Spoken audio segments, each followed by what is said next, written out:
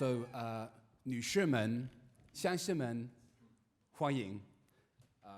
I am Charlie Barder, founder of Kingdom Wealth, and I'm here today to be moderator of the consumer panel titled China Retail 2.0, How is Shifting Consumer Needs Reshaping the Business Landscape? And I ask you, what's more important, more glamorous, more fun than a consumer panel? I could ask for a show of hands from the ladies here today. I won't, but I could. What do you think is, what do you treasure more? That discounted cash flow spreadsheet, which maybe you work very hard on, but ultimately is numbers and could bring down a bank, or that wonderful special handbag, which you earned through the sweat of your brow, represents your personal style, and is something that you treasure greatly. China is leading the way for years now as a hugely important consumer market. And today, together, we examine it with people at the very cutting edge. Briefly, just consider, where is Chinese consumption, especially luxury, today? Some important statistics have just recently come out from Claudia D'Apizio at Bain, who has some very good news for us. The worldwide market in luxury watches, clothing, cosmetics, etc., is £185 billion, 2013. That's 6% growth as opposed to 5% last year. Now, Chinese consumers represent 29% of that luxury consumption market. However, the Chinese market will grow in 2013 only 2.5% at current exchange rates, down from 20% growth last year. So this conversation that we're going to have right now couldn't be more pressing. So we're going to ask three questions, which I think are at the heart of what it is to be Chinese now. Number one, the focus of Chinese consumers has started to shift from consumer goods towards consumption in culture and entertainment. How can European businesses capture this shifting consumer trend? Now, this is a question about changes in consumption habits. Question two, how is the changing sophistication of Chinese consumers driving change in your industry? A question about sophistication of Chinese consumers, maybe not anymore seeking out the blingest brand at the lowest price, but maybe a more fulfilling and rewarding purchase. An example for gentlemen, maybe a beautiful pair of handmade Northampton shoes, which you will polish and resole and love for many years to come, like little leathery friends. Question three, how have new media channels influenced marketing and distribution to Chinese consumers? A question about new media, Weibo, Weixin, etc. Great challenges, great opportunities. So, to our speakers, hugely qualified to discuss. They're going to introduce themselves very shortly. Charlie Pragnell, the original importer, his third-generation family business of jewelers, the original importer of Patek Philippe to the UK. With those statistics we just heard, I think Charlie's business has a great future with the Chinese market. Then two art experts, Dr. Ian Robertson and Jean-René Bayard, who will examine that sophistication question. I'm sure Chinese people rapidly learning not only their Picasso from their Braque, but which period of Picasso is their favorite.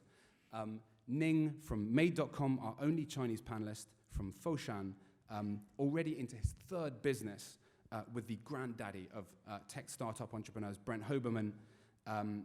Made.com is leveraging the power of the internet in remarkable ways, even to crowdsource designs. So we'll have some very interesting conversations about new media with Ming. And Sir Richard Heygate, partner from McKinsey with huge experience across a huge range of sectors. So, ladies and gentlemen, briefly, our panel, please, a round of applause.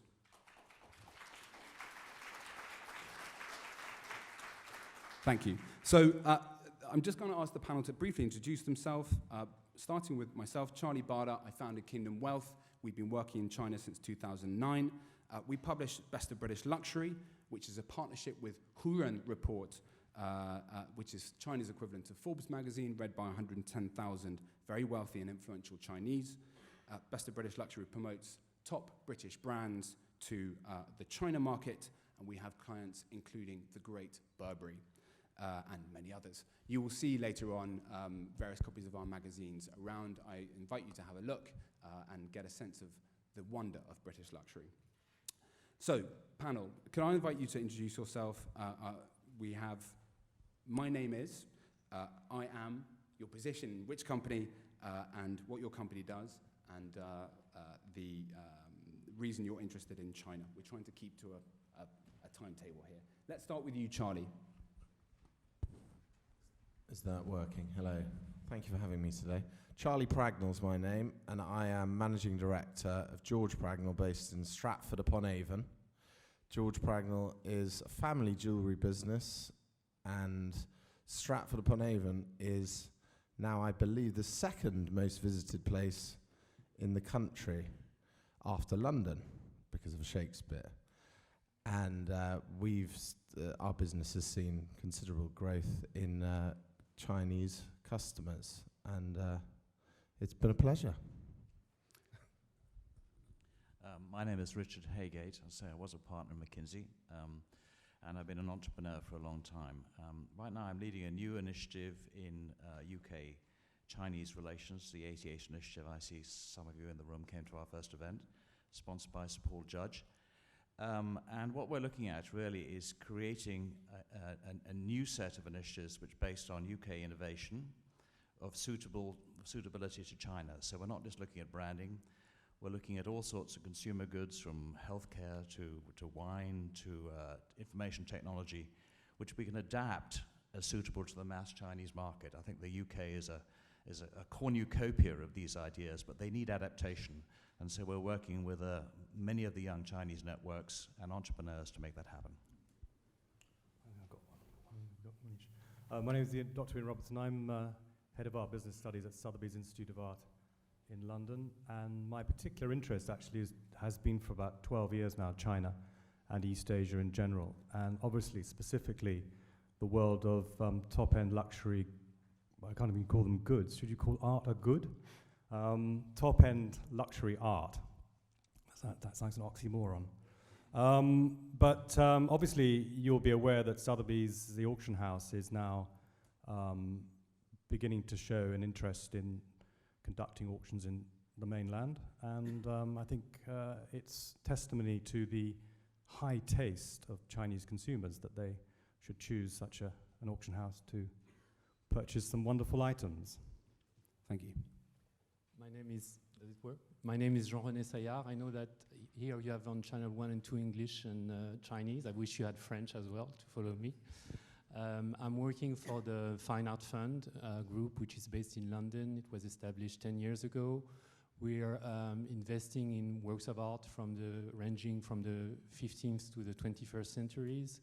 And our clients, who are collectors or investors, are in 23 countries. We're working for about 120 families and managing 250 million of assets. We have a Chinese art fund, which is relatively small, with 5 million. The main result was the purchase and the sale of a vase, which we bought in 2008 for $500,000 and sold in 2011 for 2 million. We have established now a presence in Beijing and are closely watching the Chinese market. Thank you. Hello.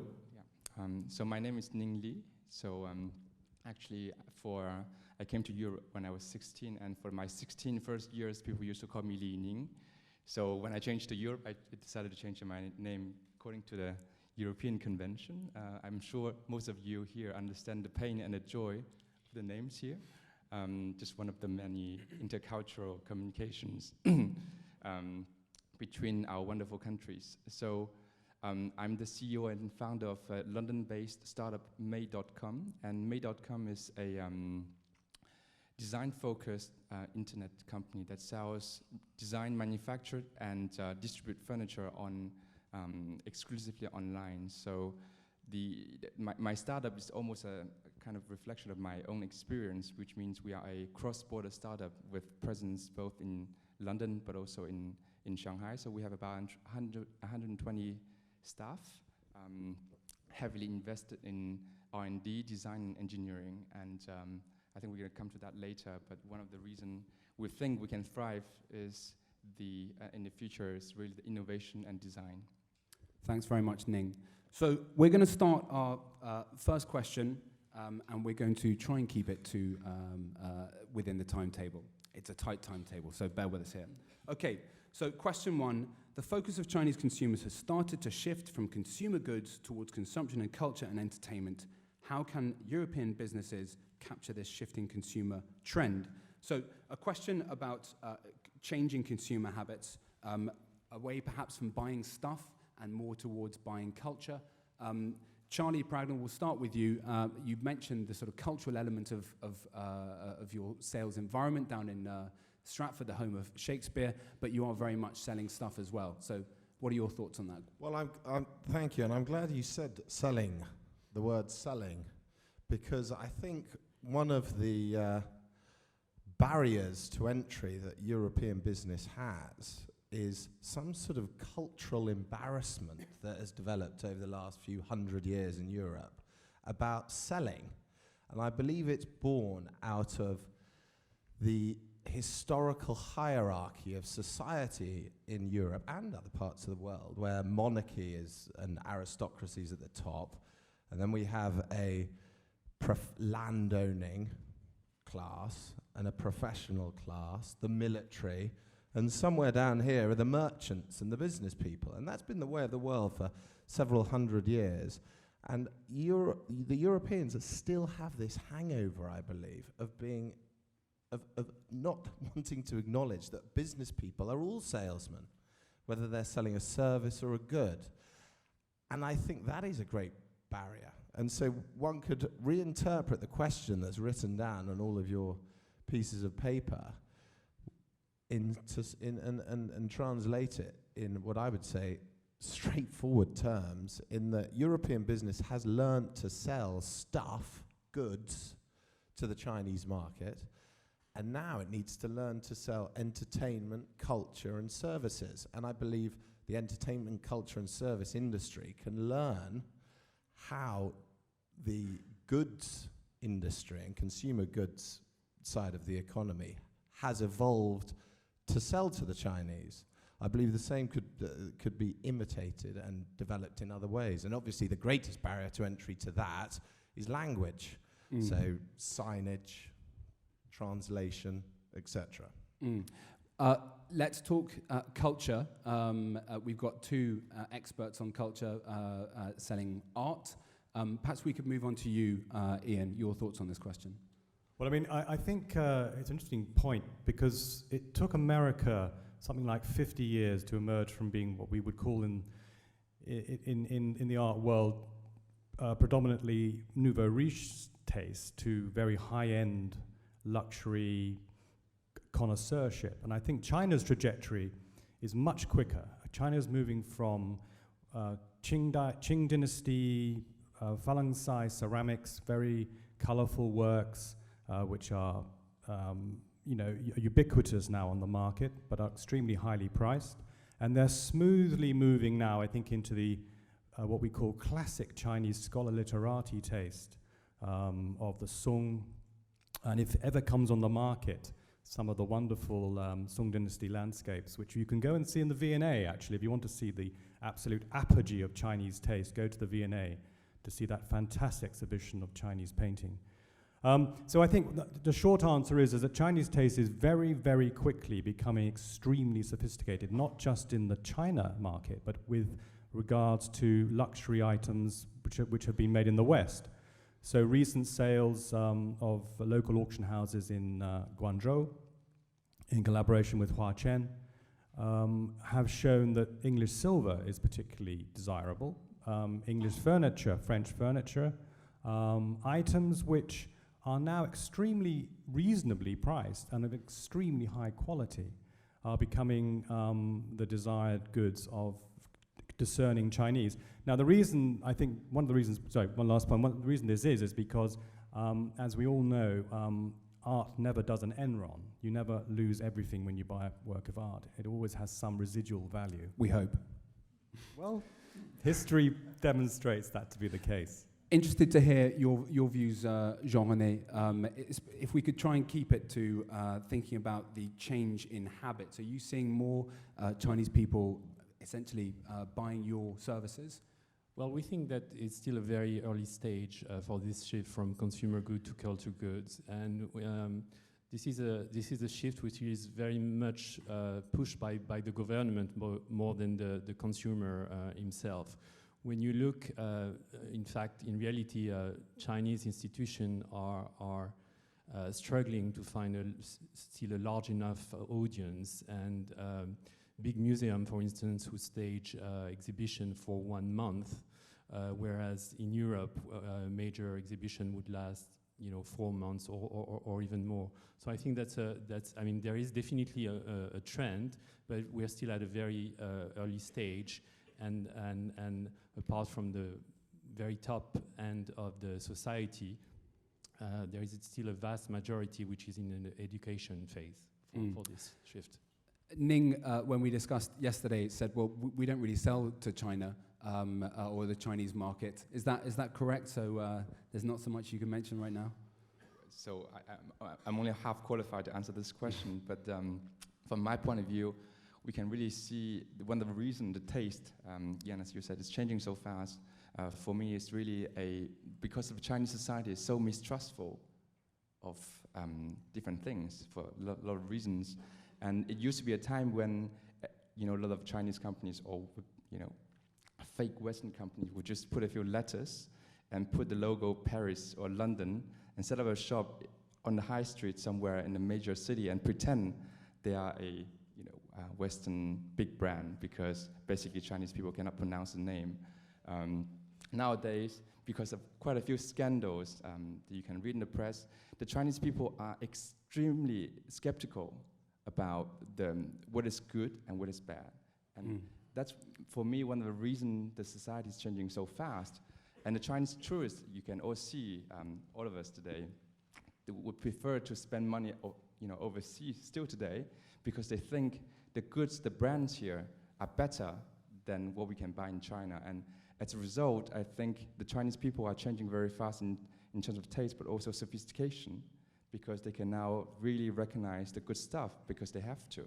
Yeah. And no, really, that's super helpful. Unfortunately, we have to keep the time in the front of our minds. So Richard, you're effectively leading the way in Chinese entrepreneurship in the UK. What's your take on changing Chinese consumption habits? A brief thought. There's one huge difference in culture between the UK and China, and it lies in the word guanxi. I see some smiles in the audience now. Chinese only do business with people that they trust deeply. I think that's not true in the UK any longer. I'm not sure I'll probably offend Charlie here by saying the initial focus on luxury brands has improved things. And right now, if you want to buy a German Street shirt in Shanghai, it'll cost you 3 times the amount you pay in German Street. Was this encouraged trust? I don't think so. So to my mind, trust is going to be built on developing a new set of consumer products which go from everything. I'm very involved in everything from healthcare to wine, even to movies as of this morning, and to take the best of the UK and develop it in a way which suits the Chinese market. And to that, we need trust-based relationships with young Chinese entrepreneurs who we have guanxi with.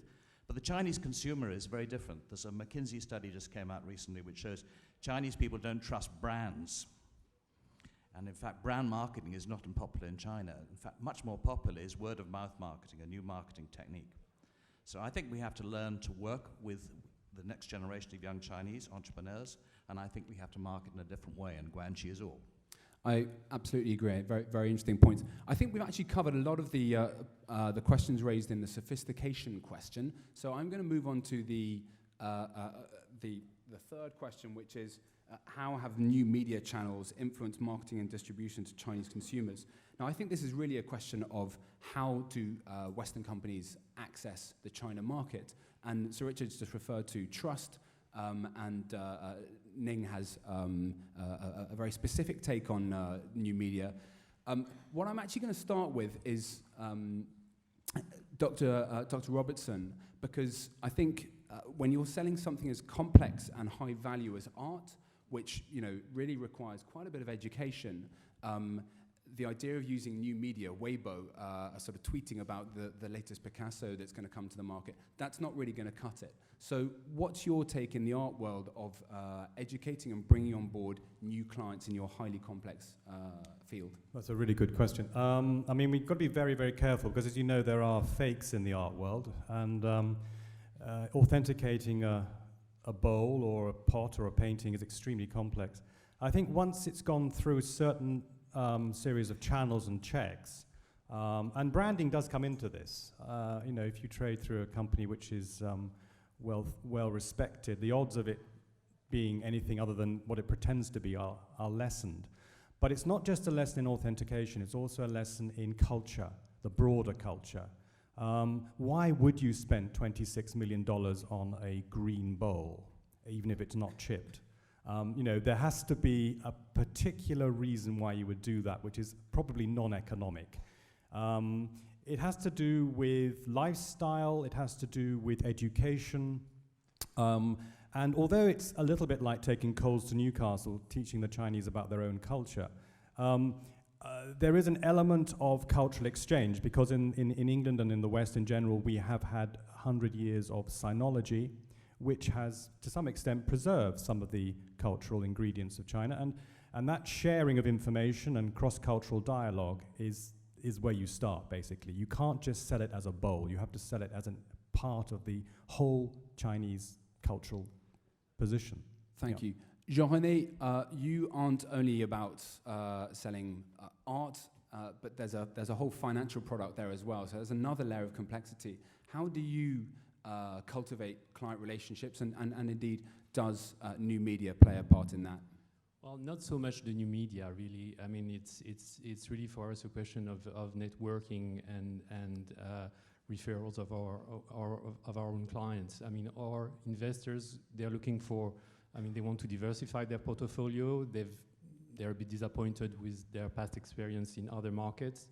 And the art market is really a place which isn't correlated from the equities market. So they're interested in such diversification because it provides them with a good edge against inflation. It's a tangible asset.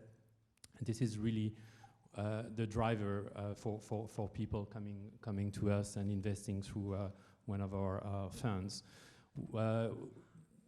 What we feel is important when you're looking at art funds, and there are many art funds in China, and they've been very successful in raising something like 300 million in the past few years. Our focus of interest when we're investing is to diversify. And in China, we feel that that the concentration is really on Chinese art still. And there is a risk, because when funds are with this short-term view, and it means that there will be a lot of art coming to the market in the very near future, and that will represent a risk in terms of returns. Diversification is really a key approach. Fantastic, thank you. Charlie, love to hear about you. You know, you're selling some incredibly high-value, rare Patek. There's even a George Pragnell limited edition Patek Philippe. Tell me about how. Well, I think what we've seen that there's an intrinsic link between the sophistication of the purchaser and the buyer in China and education via new media, which is obviously online. So the more education that is developed and translated into Mandarin has caused this increased sophistication.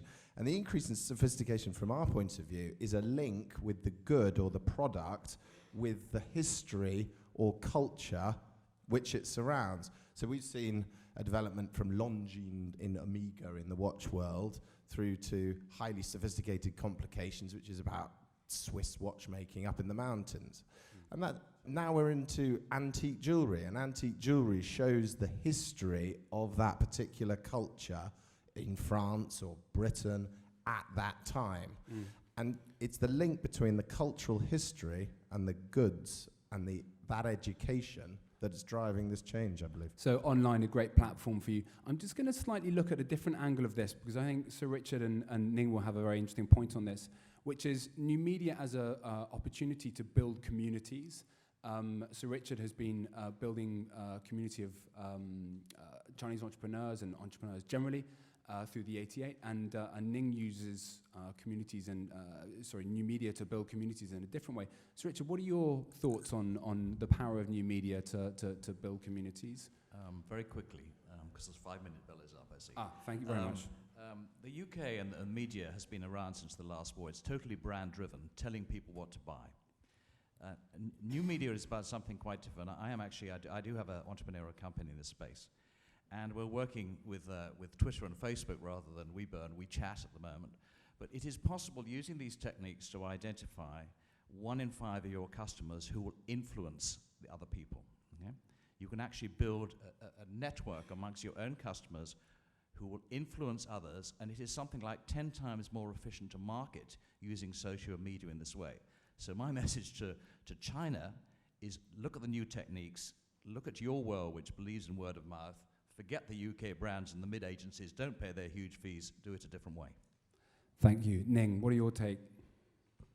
So my company, May.com, actually use a lot of social media and online channels to not only gather demand, but also gauge the customers' opinion on the products before we produce them, therefore getting a better chance to find bestsellers.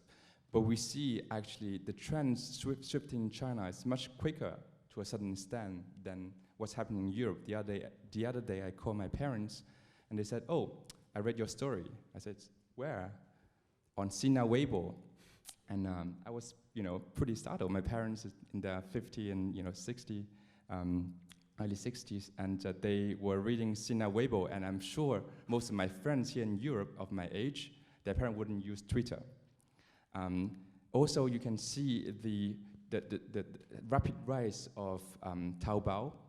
The e-commerce in China has been just witnessing a much quicker pace than European or American counterpart. And I think one of the reasons of that is the specificity to the Chinese market. For the real estate in China, the market's extremely opaque and to a certain extent corrupt. And that's why it's much easier for a Chinese company to set up, or a small shop to set up something online on Taobao than going to negotiate rents with tenants. And the same phenomenon is producing again for social media, because social media to a certain extent is a less controlled and more trustworthy channel for the customers. Thank you very much. We're going to take 3 questions, and I'm going to ask for them in a group, and then the panel will answer them straight away. So, questions, please. There's a microphone coming your way. This lady here in the middle of the hall.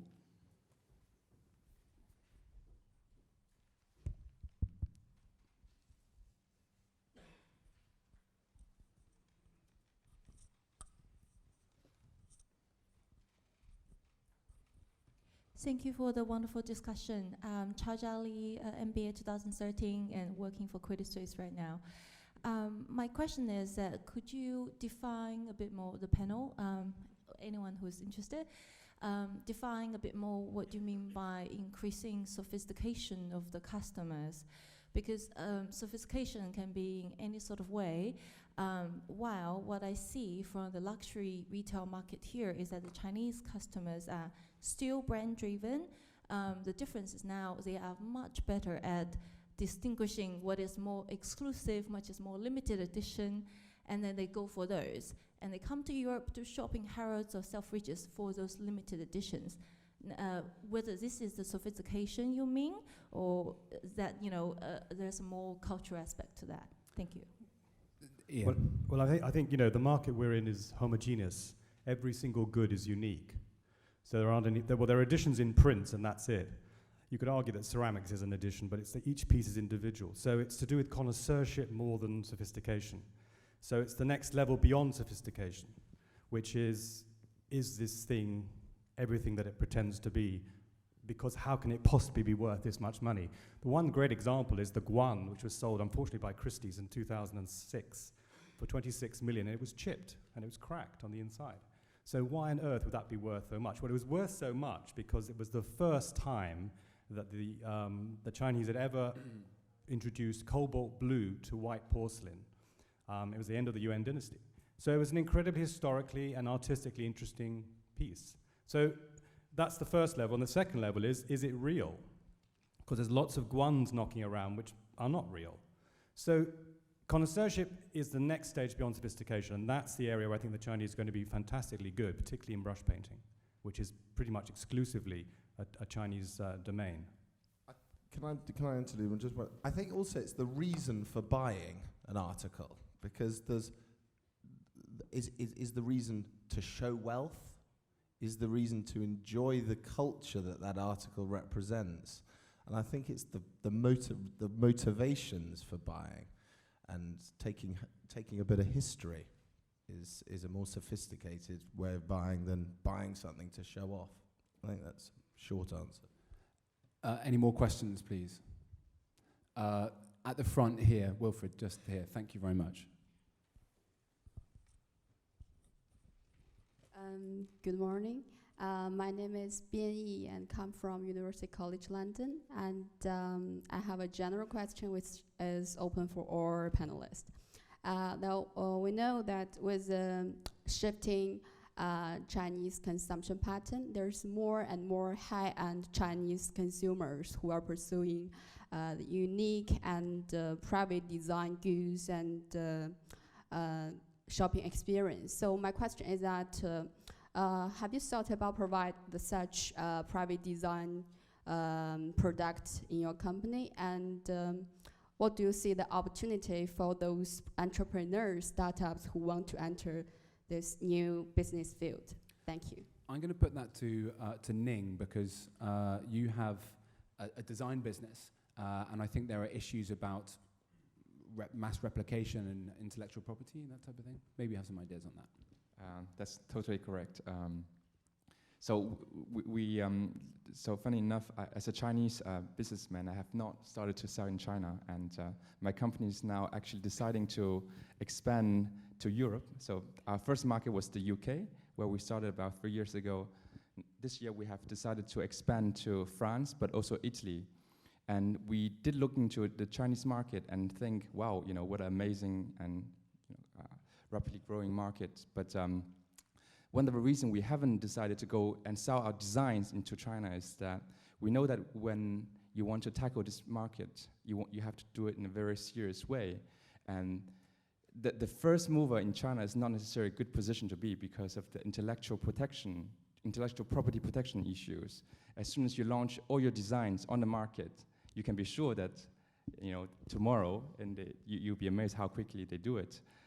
There will be an army of copycats selling very, very similar designs to you. And I still think this issue is it's improving very quickly in China, but it is definitely a barrier for a small company like ours to enter the Chinese market. Thank you. Sir Richard. No, a very short one. The world of wine. Okay, I know Chinese have been buying some very expensive wine. They don't necessarily like the French taste, the heavy reds. There's all sorts of terrible stories of people adding Coca-Cola to bottles of Chateau Lafite. But why should China? Why should you have the same taste as we do? Why can't you actually develop something unique? I'm involved in a new French wine operation, and we're starting by tasting in China and redesigning wines as to what people like. So why should they take what we've had for generations? Why don't you develop something yourself? Absolutely, Charlie. Customization in the jewelry world. So rather than yes. if you've got a budget of £20,000 for a ring, you could go to Cartier and get something off the shelf. But you could also get something made for you. It is definitely, the demand is certainly there, and it's a struggle for a unique article. There is a design process in many different parts of the economy, but there's often a limited amount of time where the customer is in the country, and bespoke work takes quite a lot of time, and there's the language barrier. But if those can be overcome, I'm sure there's room for growth in that area. Yeah. Time is of the essence. We're running out of time. So we're going to take one more question. Wilfred, this gentleman here on the left. Good morning, everyone. My name is Alex Zhao, working for Ernst & Young as a management consultant. And my question to the panelists is that looking at Chinese consumers when they're purchasing luxury goods, they are predominantly looking at the Western brands, apart from some antiques, Chinese antiques. So what do you think why any local or Chinese designers or artists not be able to sort of capture or expand their market share? Do you think is it because of the consumer perception that they're only looking for the Western brands, or the Chinese local artists or designers, they're not good enough? Just very briefly, I'm aware that there is a Chinese homegrown Hermes brand called Xiang something, Xiangxia, that is Chinese design but with Hermes level of quality. So it is happening. Well, I was going to say, I mean, we're experiencing competition in China now from Baoli and Jiade. Baoli and Jiade are very good auction houses, and there's even a better one in Shanghai called Dorshan. Dorshan is excellent, it's been going for about 50 years. So, you know, no one's got a monopoly on taste or brand, and the China market is growing its own art brands very, very quickly now. And Chinese contemporary art, it's more highly priced than most Western paintings now. So, you know, it's a very, very, as you were saying, I mean, it's chacun son goût. You know, everyone has their own take on connoisseurship, and the Chinese are developing a sophistication very, very quickly through their own companies. 朋友们，谢谢。Thank you very, very much to all our panel.